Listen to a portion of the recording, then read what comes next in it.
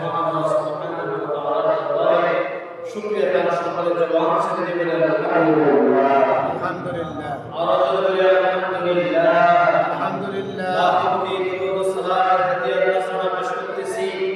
যিনি শামসুদ দুহা বদরুদ দুজা নূরুল হুদা যিনি নামাজ আল্লাহ রাব্বুল আলামিন ইসি বানায়েন না এবং একজন নবীর উম্মত আল্লাহ আমাদেরকে বানিয়েছেন এই নবীর উপর আমরা দুরূদ শরীফ একবার পড়ে আল্লাহ পাক মসজিদে সব আমাদের আমল দান করেন শুধু তাই নয় এই নবীর উপরে একবার দুরূদ শরীফ পড়ে আল্লাহ পাক 10টা মর্তবা আমাদের বাড়িয়ে দেয় শুধু তাই নয় আল্লাহ পাক বলতেছে এই নবীর উপর দুরূদ শরীফ পড়লে তোমাদের গুনাহ আল্লাহ পাক মাফ করে দেন সুবহানাল্লাহ এমন একজন নবীর উম্মত আমরা হয়েছি প্রিয় হাজিরিন মুসলিম সপ্তাহের এই শ্রেষ্ঠ দিন আমরা কি করি একবার যখন খুতবা শেষ হয় যখন একেবারে নামাজের মধ্যে দাঁড়াবো এমন একটা অবস্থায়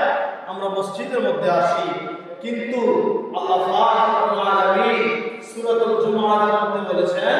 যে ইয়া আইয়ুহাল্লাযীনা আমানু হে ঈমানদারগণ ইযা নুদিয়া লিস-সালাতি মিন ইয়াউমিল জুমআ আমি আল্লাহ পাক রব্বুল আলামিন তোমাদেরকে এমন একটা নামাজ দিয়েছি ইযা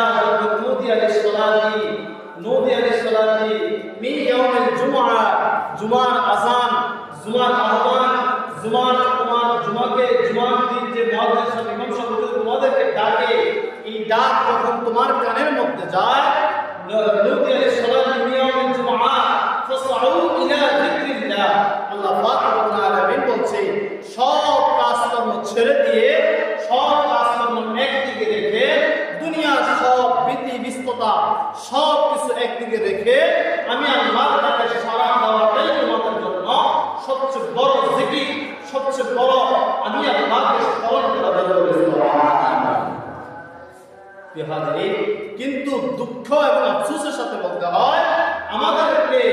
যখন আমরা মসজিদে তখনই ঢুকি যখন দেখি ইমাম সাহেবের যে আলোচনা শেষ হয়ে যায় আমরা তখন মসজিদে ঢুকি